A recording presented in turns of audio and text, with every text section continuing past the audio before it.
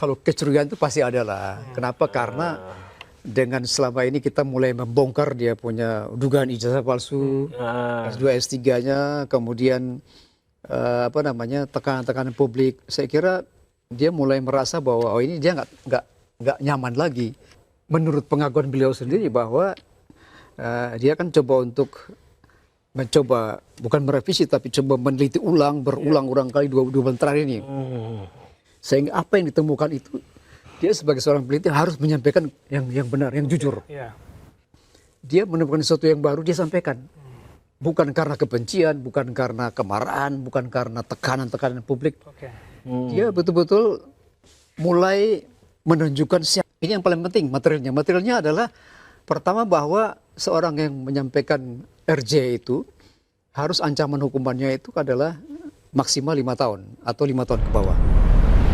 Tapi dari Pradi Bersatu sendiri sebagai pelapor nyangka nggak sih kalau ada Bang Rismon atau memang udah ditebak sebelumnya? Ini kayaknya Bang Rismon mau RJ nih ntar lagi. Bang Egy, pada lama juga Bang Rismon menyebut. Ya memang kira-kira 1-2 bulan belakangan ini kan kita lihat kan pernyataan beliau ini sedikit lain, berubah, ya kan, berbeda. Berbeda karena ketika itu misalnya dia mengatakan bahwa hasil penelitiannya walaupun mereka bertiga, ya, tapi masing-masing independen. Itu pernyataan pertama. Yang kedua, beliau menyatakan bahwa hasil penelitiannya itu sepertinya mengalami perubahan, ya kan? Ada perubahan lah, ada perubahan karena barangkali ada yang kurang lengkap kemarin, sehingga dia melengkapi, dia mencoba untuk meneliti lagi, berulang kali meneliti. Dan akhirnya mengambil kesimpulan bahwa rupanya selama ini dia teliti itu rupanya kurang tepat. Jadi sebetulnya itu sah saja ya, sebagai seorang peneliti kalau dia menemukan hal baru, dia harus jujur menyampaikannya. Dan saya kira ini bagus sekali loh. Kenapa baru sekarang sih Bang Rismon meneliti lagi dan lakukan RJ gitu? Ya, memang ada tekanan gitu Bang? Baru sekarang karena menurut pengakuan beliau sendiri bahwa dia kan mencoba bukan merevisi tapi coba meneliti ulang berulang-ulang kali dua bulan terakhir ini. Sehingga apa yang ditemukan itu dia sebagai seorang peneliti harus menyampaikan yang benar, yang jujur. Dan ini menurut saya ini apresiasi yang luar biasa. Saya pribadi mengapresiasi apa yang dilakukan oleh Bang Rismon. Artinya dia menemukan sesuatu yang baru dia sampaikan. Bukan karena kebencian, bukan karena kemarahan, bukan karena tekanan-tekanan publik. Dia betul-betul mulai menunjukkan siapa dirinya, jati diri sebagai seorang peneliti. Tadinya kita ragukan. Kenapa? Karena dibangun dengan asumsi kebencian, asumsi kemarahan, asumsi niat-niat yang kurang baik. Tapi akhirnya dia boleh menemukan sesuatu yang mulai mencerahkan dia. Berikan pencerahan secara pribadi kepada dia. Sehingga dia mengambil keputusan untuk berubah dalam statement-statementnya. Saya kira itu hal yang wajar sebagai seorang, harusnya begitu. Iya. Tapi kalau misalnya kita lihat statementnya dari Bang Rismon sendiri, dia bilang bahwa penelitian ini sifatnya progresif dan dia katanya menemukan kelalaian di bagian watermark dan emboss. Ternyata ada di ijazah Jokowi ada itu katanya. Dan dia siap membuktikan adanya watermark dan emboss itu di ijazahnya Jokowi. Kalau misalkan Bang Rismon tiba-tiba mengajukan diri berpindah haluan nih, aku sih mengajukan bahwa ijazah Jokowi asli, misalkan ya. Pradi sendiri bagaimana posisinya?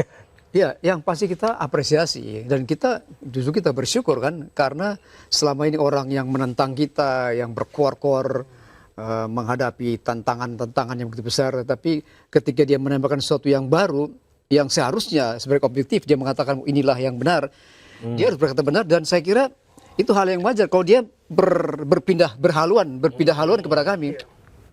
Dan saya kira itu hal yang baik. Nggak ada kecurigaan gitu, misalkan tadi kan itu musuh nomor 1 bahasanya ya. Yang RT menjadi RT nih gitu. Memang kalau kecurigaan itu pasti ada lah. Kenapa? Karena dengan selama ini kita mulai membongkar dia punya dugaan ijazah palsu, S2, S3-nya, kemudian tekanan-tekanan publik. Saya kira dia mulai merasa bahwa ini dia nggak nyaman lagi. Sesuatu yang dari dalam dirinya dia harus sampaikan yang benar. Artinya apa yang ditemukan sebagai seorang peneliti harusnya betul-betul dia temukan, dia sampaikan. Lagi nih. Ya, soal nanti apakah nanti dianggap dia seorang pengkhianat, oleh teman-temannya atau dianggap sebagai seorang yang mau cari kesempatan karena ada RJ. Iya. Ya bisa aja, itu nggak ada masalah bagi kami. Yang paling penting adalah dia bertindak secara jujur, objektif. Itu menurut kami ya.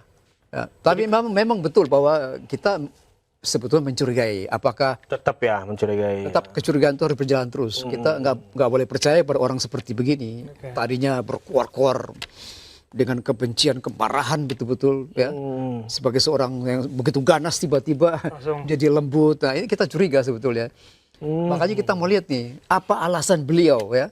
Yang lebih ini Yang lebih akurat ya, lebih mumpuni untuk sampaikan kepada kami gitu. Apa cuma permasalahan kelalaian dari penelitian atau ada hal lain di belakangnya gitu. Ya, benar. Perlu diklarifikasi kan sebenarnya. Benar, ya. Tapi kan tadi kalau kata Mas Boy, Pak Jokowi katanya bisa nih untuk memaafkan, tapi secara hukum kira-kira seperti apa? Memaafkan kan bisa kan? Ya, aku Pribadi ya, memaafkan. Bud, Ya. Tapi kan hukum masih berjalan nih, apalagi satu paket tuh RRT kan gitu.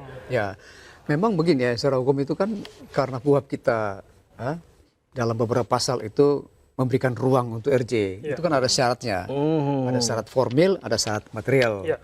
Syarat formil itu kan harus ada surat surat resmi disampaikan, kemudian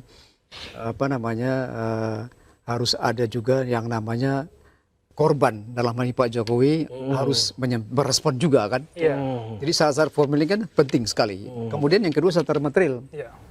Ini yang paling penting materialnya. Materialnya adalah pertama bahwa seorang yang menyampaikan RJ itu harus ancaman hukumannya itu adalah maksimal 5 tahun atau 5 tahun ke bawah. Ya, kemudian yang syarat yang berikut adalah bukan seorang residivis. Bukan pengulangan kejahatan yang pernah dilakukan, ya kan? Ya, kemudian harus ada betul-betul respon memaafkan, minta maaf. Ya kan? Dan harus ada kesepakatan dari korban dalam ini Pak Jokowi, harus ada respon memaafkan, ada kesepakatan, istilahnya ada kata sepakat antara kedua belah pihak, antara korban dan pelaku, baru bisa diproses perjalanan ini. Makanya hari ini Bang Risman mau ketemu Pak Jokowi ya? Ya. Ya sekarang kan katanya beliau mau ke Solo. Nah itu kan mengikuti langkah Bang Egy sama Bang Damai. Memang sebetulnya dari kemarin-kemarin saya sudah sampaikan kepada mereka bahwa sebaiknya kalian manfaatin RJ, ya kan? Itu sebetulnya begitu. Tetapi karena mereka ngotot bahwa ini hasil penelitian, inilah benar lah, ingin buktikan bahwa mereka adalah peneliti yang benar.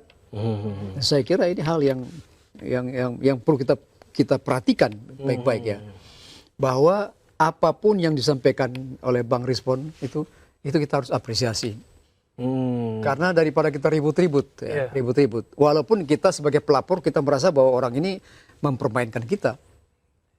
Persoalannya adalah dia sudah menulis buku, ya kan? Buku itu. Buku yang tadi kan itu apa namanya? Di white paper. Jokowi's white paper ya. Jokowi white paper. Kemudian juga Gibran apa tuh Endgame ya. Ya, sebetulnya saya pernah menulis buku adalah judulnya untuk mengimbangi bukunya si Bang Rismon itu tentang Gibran Endgame itu. Saya nulis buku tentang, saya mengatakan bahwa proses pemaksulan terhadap Gibran itu lahir sebelum berkembang. Jadi ini saya menunjukkan bahwa apapun yang kalian kerjakan tidak bisa memaksulkan Mas Gibran yang posisi sekarang sebagai wakil presiden. Itu nggak bisa. Karena tidak ada pelanggaran hukum di situ sama sekali.